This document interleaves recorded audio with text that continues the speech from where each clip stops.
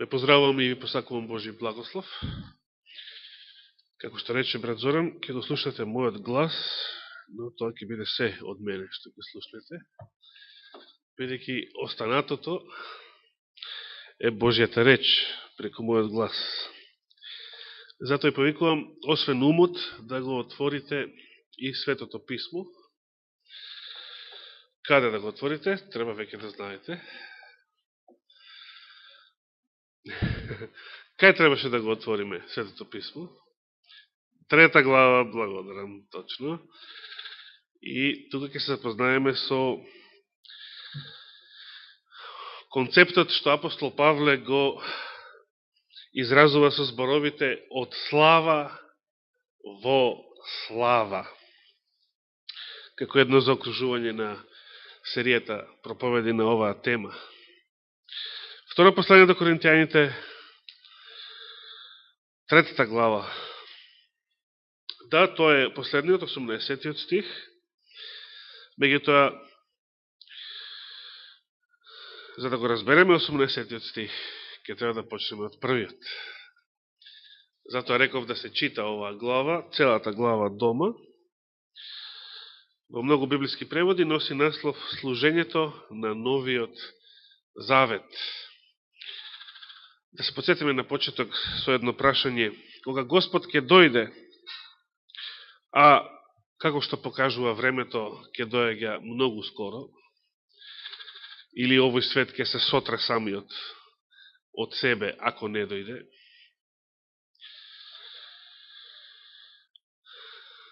Огромното мнозинство луѓе што ќе живеат се уште на планетава, како ќе реагира при неговата појава, според Светото Писмо? Имаме разни стихови. Значи, да, ќе бегаат да се скријат, ако можат, како што Адам проба да се крие од Господа, тогаш кога беше виновен. Ќе викаат карпите, планините да паѓаат врз нив. Самиот Исус рекол, ќе заплачат сите племиња земји. Зошто сето тоа?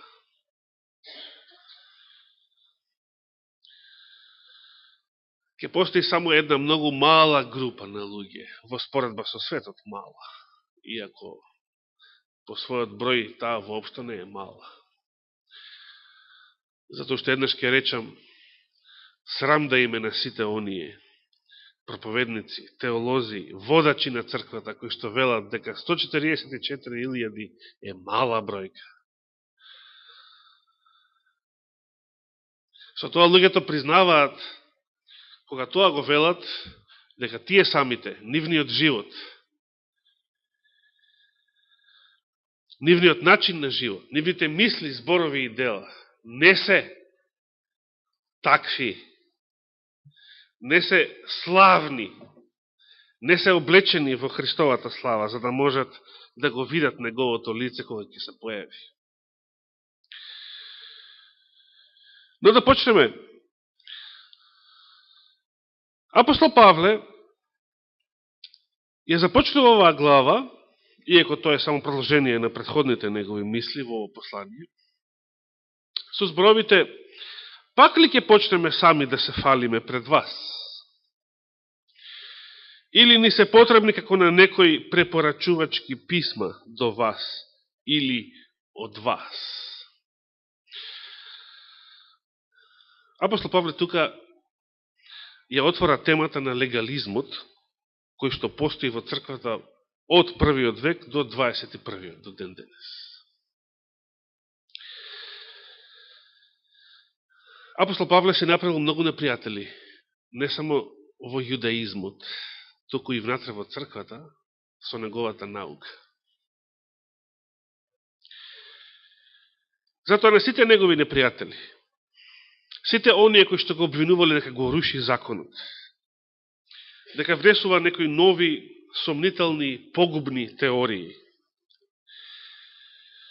најомилен аргумент им било да кажат: апостол Павле не е апостол, тој не е вистински апостол. или што би рекла адвентистите, не е легален. Вистинските апостоли се оние што беа со Христа 3,5 години. Тоа им бил најумилен аргумент. Апостол Павле не е вистинскиот апостол. И ден денес, сите цркви, и адвентишката црква, се разбира, уште од 19. век, кога некој мисионер, кога некој проповедник требало да отиде, да посети некоја нова црква, или до тока што не бил до тогаш, или да влезе, да мисионира во некоја нова област, организацијата му издава полномосно, му издава препорачувачки писма, едноставно му дава некаков кредибилитет, некаква официјалност, за да биде примен од тие верници каде што прв пат ќе отиде и така натаму, и така натаму. Апостол Павле, значи, сега го поставува тоа прашање. Дали нам ни се потребни препорачувачки писма? Дали вие, за да препознаете вистински од лажен пророк, да препознаете вистински од лажен проповедник, ви е потребно препорачувачко писмо од некоја црковна организација? С други зборови, имате ли вие Google интелигенција или машинска интелигенција, компјутерска интелигенција, па ако немате ова, лозинка или било што, не може да препознаете вистина од лага. Апостол Павле сега го насочува вниманието кон тоа што за него представува вистинското полномосно, што го потврдува неговиот апостолски авторитет. Вели, вие сте нашето писмо. Им се обраќа на коринтијаните.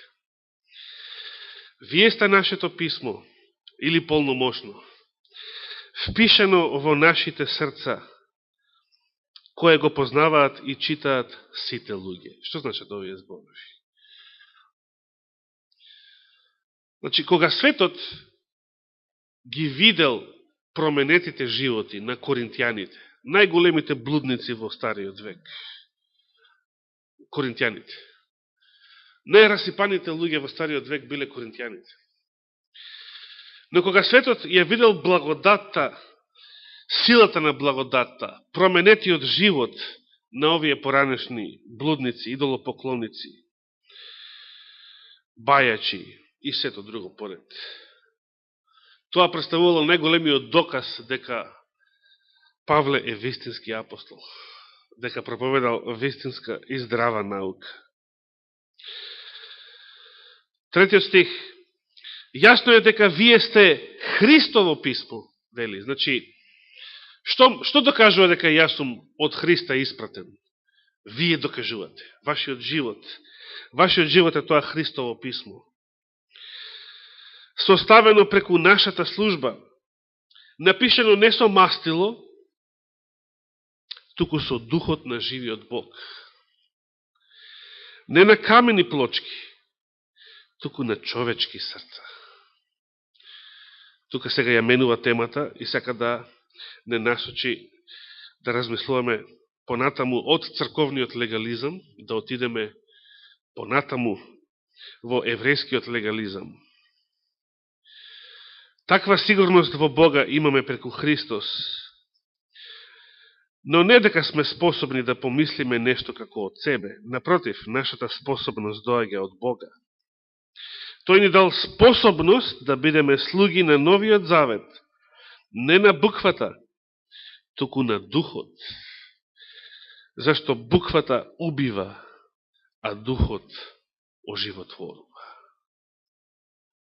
Видите, и овие Павлови зборови се многу опасни.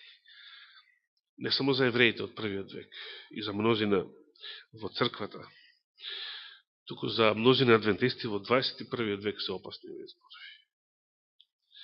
Апостол Павле, кога ги споменува камените плочки, на што алудира? Алудира на законот. Не на некаков церемонијален закон, да не бегаме таму, како што сакаме и знаеме да избегаме ако нешто не ни се свиѓа во Павловите изјави. Павле, кога ги споменува камените плочки, мисли на 10 заповеди. И вели дека новиот завет е нешто друго.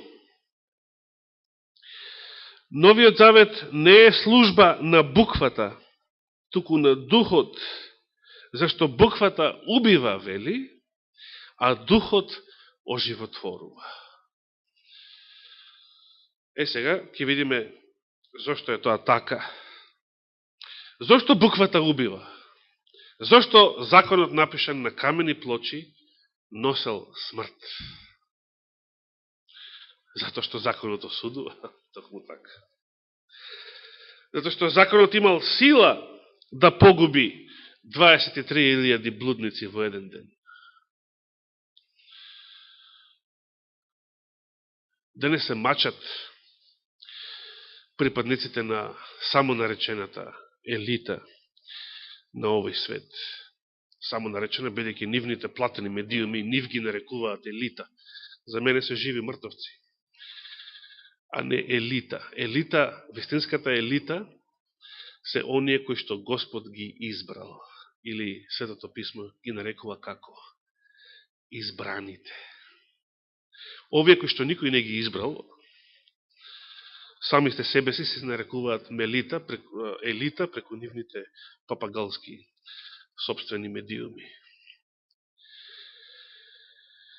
Се мачат тие како да го намалат населението на светот на пола милиарда луѓе. Па вакцини, па генетска модифицирана храна, па ова, па она, па планови за Трета светска војна. Мака мачат како да ја постигнат таа цел. Сите тие, со се Хитлер и Сталин, би му носеле вода на Мојсеевиот закон, кој што во еден ден знаел да погуби 23.000 луѓе. Со се оние што се бунеле, уште 1000, вкупно 24.000. Ако читаме таму во 4 Мојсеева. Замислите, колко брго би се намалило човештвото на пола милиарда луѓе, ако секој ден гинат 24.000. Може да пресметаме, нели? Да не се занимаваме сега со таа математика, бидејќи тоа не е новиот завет. 7 стих, да продолжиме. Ако пак смртоносното служење со букви врежани во камења беше така славно. Ете, апостол Павле тука сака да ни каже дека Стариот Завет беше славен. Како не е славен да утепаш 23.000 луѓе блудници во еден ден, па не постои поголема слава од тоа. Ама тоа е смртоносно. Тоа е погубително. Тоа е катастрофа за човештвото. Кога Господ ќе се појави со своето лице, Он ќе испотепа многу поголеми бројки од оние во Стариот Завет. Со духот од својата уста ќе го убија антихристот, замислете какви зборови кажува на друго место апостол Павле. Колку ќе бијат тие? Милиони ли ќе бијат? Милиарди ли ќе бијат? Да не се занимаваме ни со таа статистика. Второто Христово доаѓање ќе биде нешто најславно што се случило во овој свет. Не може нешто пославно да постои и да постоело од тоа. Но и тоа ќе биде смрт за милиони, ако не и милиарди. Смрт, како што Стариот Завет, законот врежан во камења, беше славен, но таа слава се состоеше во смрт. И тоа не само за грешниците во Израел, за 185.000 асирски војници во една ноќ, за египетските првородени во една ноќ. Стариот Завет беше славен, но тоа беше смрт. Славата се состоеше во во што? Во екзекуција, во смрт, во убивање на илјадници. Во еден ден, во една ноќ. И што посакал Господ во еден момент? Му вели на Мојсеја да ги сотрам сите до еден. Цел народ Израел, и од тебе ќе направам друг.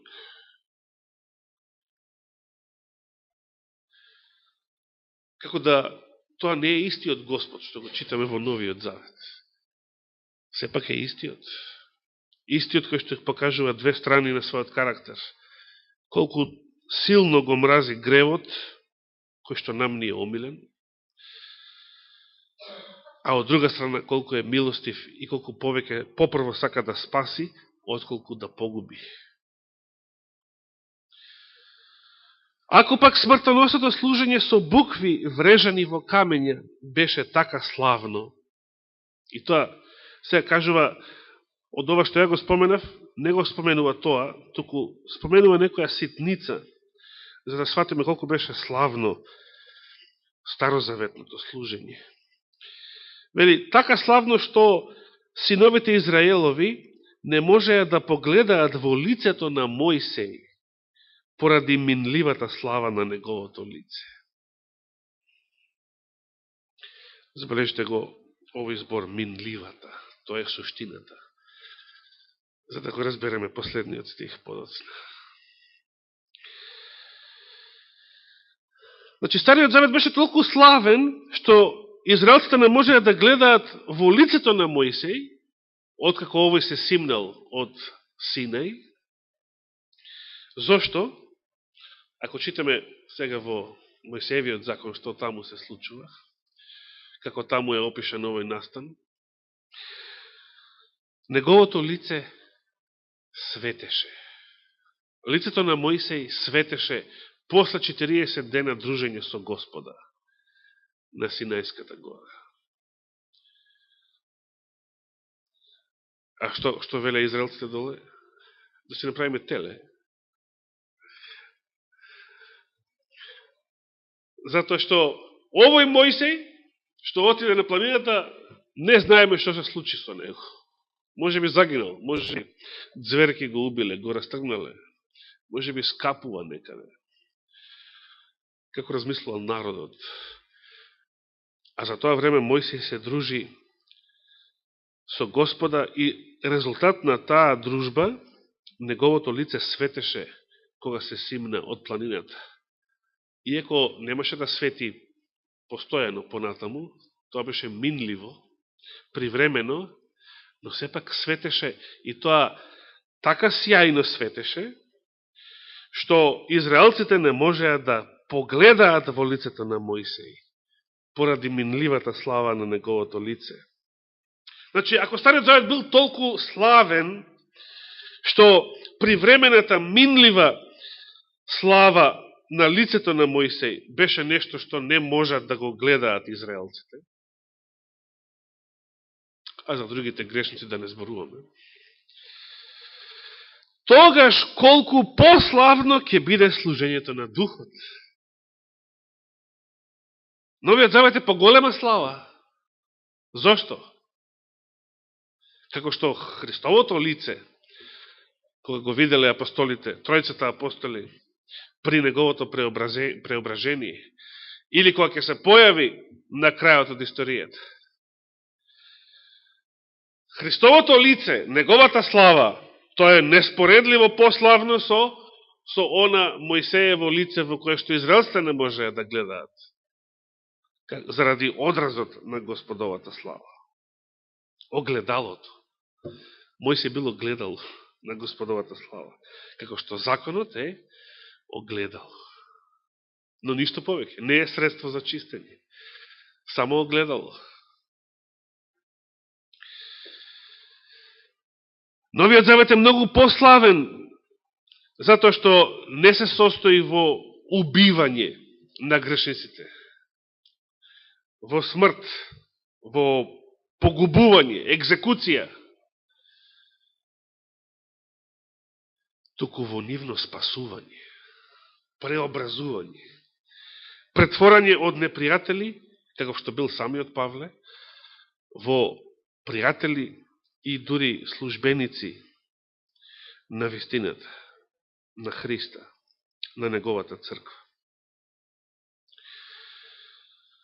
9 стих. Зашто ако служењето што донесува осудување било славно, тогаш колку повеќе ќе изобилува со слава служењето за праведноста. И сега продолжуваме со 10. И на вистина, не ни беше прославено во таа мера она што беше прославено, ако се спореди со преголемата слава. Со други зборови, старозаветната слава е нешто бледо во споредба со новозаветната. 11 стих. Зашто ако е славно она што е минливо, што е минливо? Пред тоа видавме сјајот на Мојсеевото лице е минлив. Што тука мисли дека е минливо апостол Павле? Тука многу протестанти се фаќаат за овие зборови и велат, ете Стариот Завет, законот е минлив. Камените плочи, нели?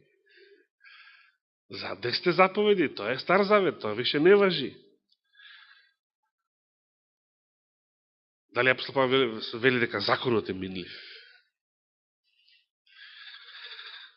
Не е минлив законот, туку Стариот Завет. А што е Стариот Завет? Законот запишан на камен. Буквата. А што е Новиот Завет? Како што почна главата. Законот запишан во срцата. Значи не е законот минлив, а тоа го прави духот, се разбира. Христовиот дух. Зашто ако е славно она што е минливо, тогаш многу пославно ќе биде она што е трајно. Еве е разликата исто така. Новиот Завет е траен. Славата на Новиот Завет е траен. Христовата слава е трајна. Неговото лице постојано свети со таа божествена светлина. Не е минлива таа светлина, таа слава, како во Мојсеевиот случај. Имајќи пак таква надеж, ние действуваме со голема слобода, а не како Мојсей, што ставаше превес на лицето свое. Евреите го правеа Мојсей со сила, тогаш било обичај за сите жени на Средниот Исток, денес само за муслиманките и не за сите нив, да го кријат своето лице.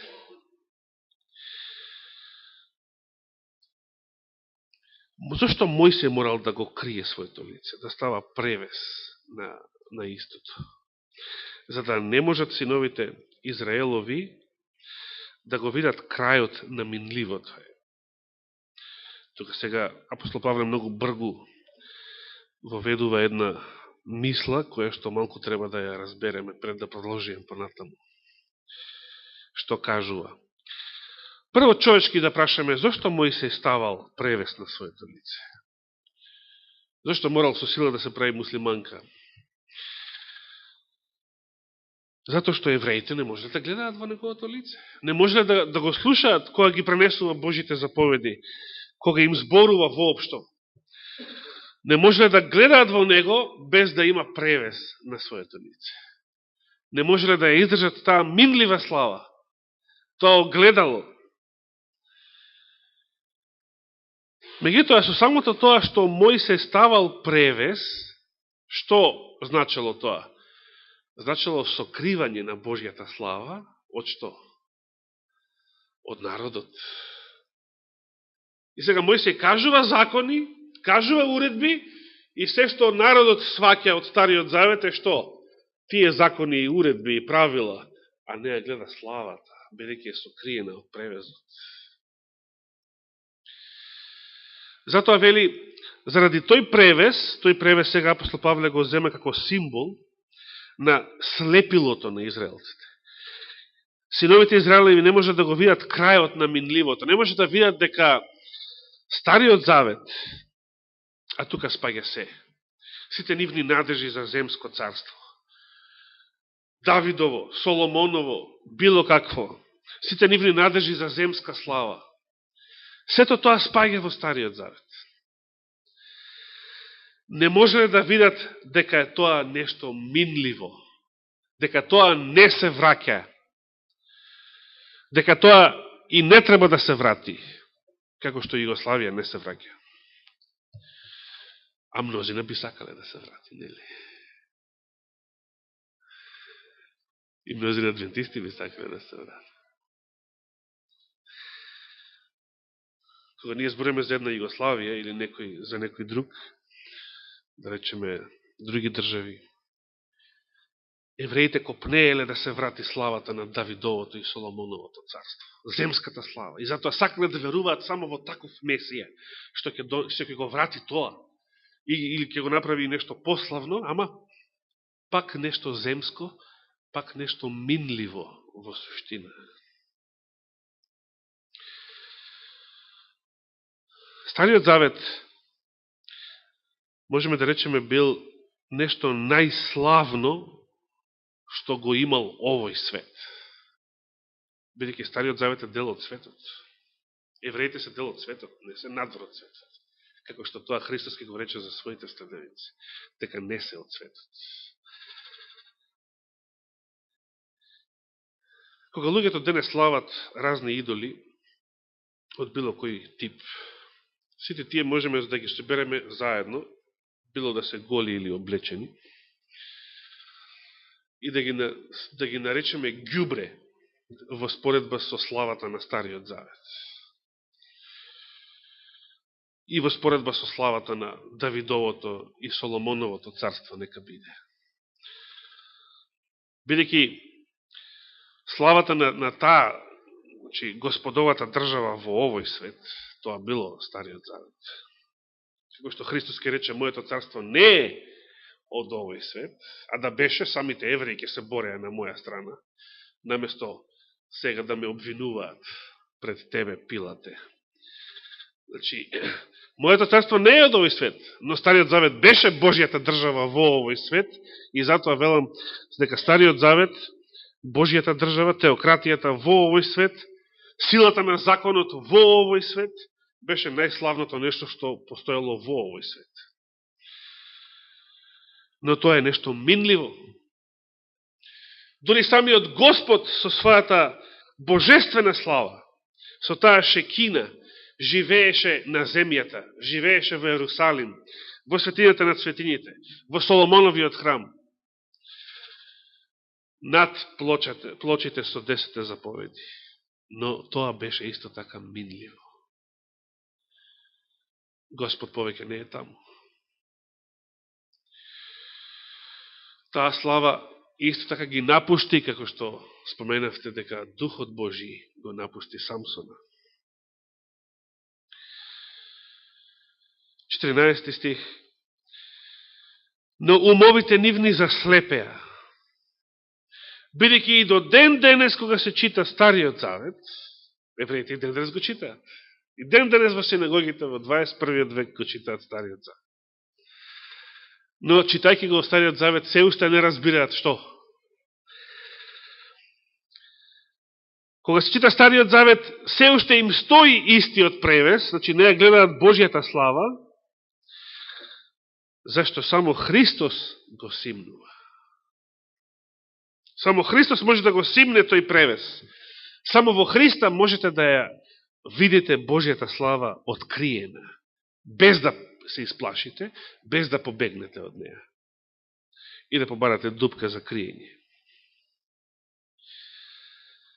15 стих ја повторува истата мисла со други зборови, па така и до ден денес, кога се чита Мојсей, значи повторно може да речеме Стариот Завет воопшто, превезот им стои на нивното срце.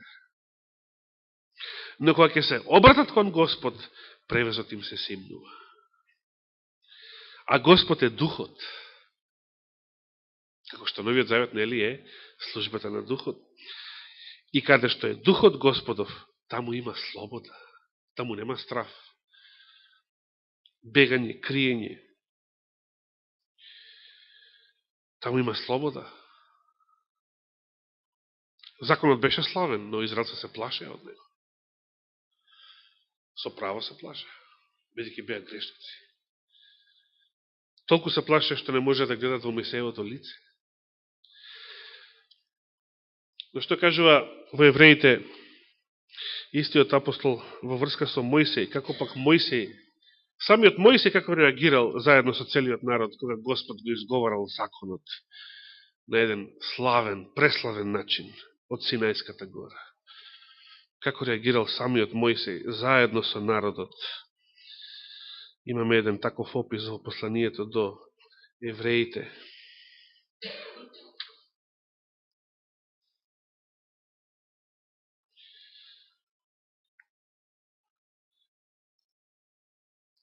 Дванаеста глава евреите,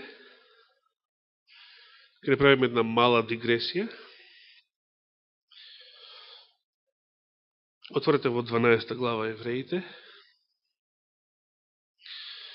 18 стих па надолу. Целото послание до евреите исто така е што? Споредба на Стариот со Новиот Завет. Старото земското со небесното светилиште и службите во нив. Апостол Павле им се обраќа сега на еврејските христијани. Вие не пристапивте кон планината што може да се опипа и кон разгорениот оган, кон облакот и темнината и луњата, сето оно што се случувало на Синај, и кон трубниот звук. Значи, тоа е звукот на ангелите, на архангелскиот звук, како што ќе затруби при денот, во денот на второто Христово доаѓање. И кон гласот што зборуваше, чии слушатели, вели, молеа да не им се зборува веќе. Дали толку бил страшен Господовиот глас што ги објавувал заповедите, што евреите сакале повеќе да не го слушаат, да престане. Зашто не можеа да го истрпат она што им се заповедаше. Толку беше страшно откровението на Божијата слава на Синај, што и звер, ако се допре до гората, вели, со камење нека биде убиен. Звер како нечисто животно. Ништо не требало да ја оскверни светата планина, таму каде што Господ се објавил пред целиот народ. И сега 21 стих. И толку страшна беше гледката, што и Мојсей, самиот Мојсей, че она чие што лице светело после тоа, рече, треперам од страх. И понатаму вели, значи, вие не пристапивте сега кон тоа, но пристапивте кон Сион, и градот на живиот Бог, небесниот Ерусалим, и кон безбројните ангели, на свечениот собор, кон собранието на првородените, кои се запишени на небесата, и кон Бога судијата на сите, и кон духовите на праведниците што достигнаа совршенство, и кон Исус, посредникот на Новиот Завет, и кон крвта за попрскување која подобро зборува од Авеловата. Да се вратиме на 2 Коринтијаните 3 глава. И не преостана само последниот стих. Ние пак сите, кои се тоа ние? Новозаветните верници. Ние пак сите со откриено лице, како во огледало, гледајќи ја славата Господова, се преобразуваме во истиот лик од слава во слава, како од Духот Господов. Што представува сега новозаветното огледало? Не е законот напишен на камења или во книга испечета со букви. Што представува новозаветното огледало? Представува Духот. Живее ли Духот Свети во нас или не живее? Трета состојба нема. Или живее, или пребива Духот Свети во нас, или не пребива. Или не напуштил.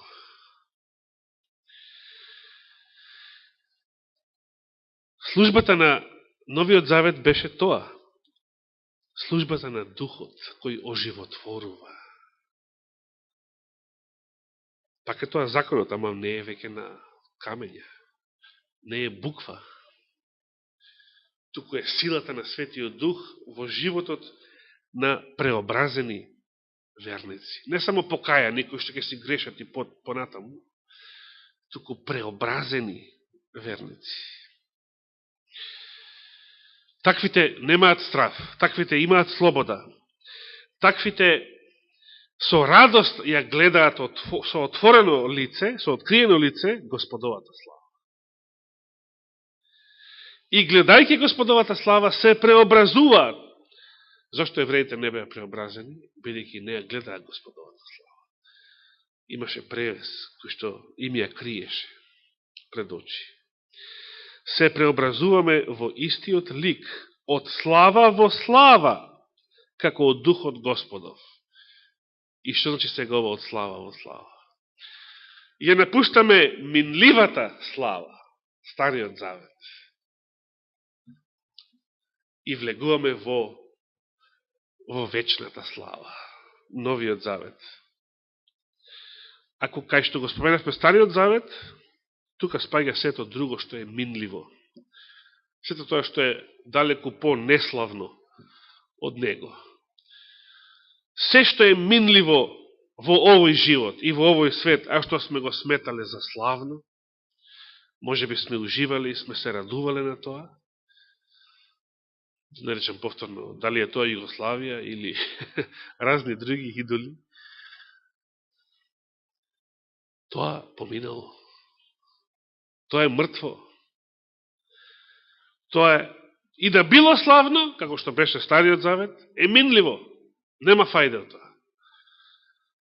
Господ така да не преобрази од таа земска, од таа минлива во новата вечна слава, Христовата слава која што не поминува. Славата која што Духот Негов, Духот Господов, може да ја всади во нас, во нашиот живот, во нашите умови, во нашите срца. Дали сакаме да живееме во оваа слава? Дали сакаме да живееме за Христа, кој што веќе е зацарен, иако сега се уште е тоа само царството на милоста, веќе 2000 години скоро, но многу скоро ќе настапи царството на славата, неговото вечно царство, кој ќе се исполнат зборовите на Откровението 11 глава, дека при звукот на седмата труба, седмиот ангел кога затруби, што споменува прво дека се случува? Откровение 11 глава,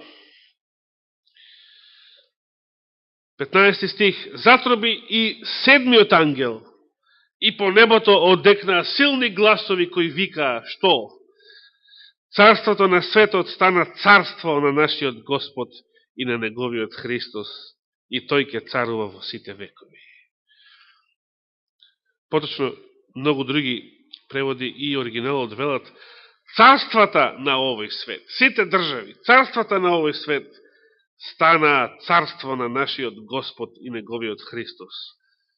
Христос веќе ја покажува и ќе ја покаже својата сила и власт врз овој свет. И сите држави, и сите нивни воени, и секакви други сили ќе бидат ништо, ќе бидат прав и пепел пред неговата појава, пред неговата сила, неговото величие и неговото царство. Нека му е фала и слава вечно. Амин.